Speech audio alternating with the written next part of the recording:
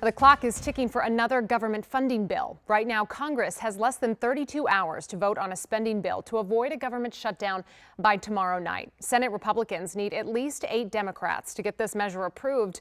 It would keep the federal government funded through September. But right now, Democratic senators are pushing back on the proposal passed by the House.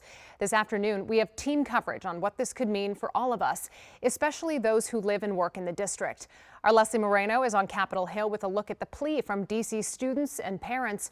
But first, let's hear from our Rafael Sanchez Cruz, who's in studio to explain how the district, Rafa, is really caught in the crossfire of this proposed bill. Yeah, that's right, Simone. Let's remind people about what the Republican spending measure means for D.C. Here's 3 things you need to know. The GOP's continuing resolution would essentially treat D.C. as a federal agency. That means it would have to go back to its 2024 spending budget and lead to over $1 billion in service cuts. Now, district officials say these are D.C. taxpayer dollars, not federal funds. Senators in Maryland and Virginia say these cuts would be an impact to the entire region.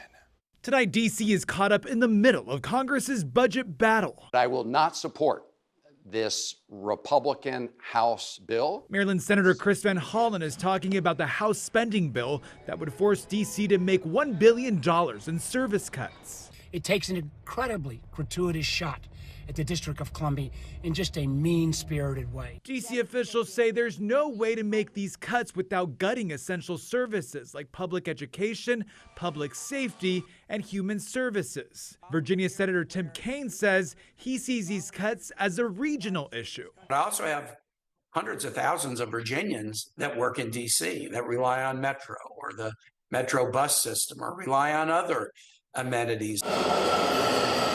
D.C. officials say the House spending bill would force $216 million in cuts to Metro. It's just unprecedented.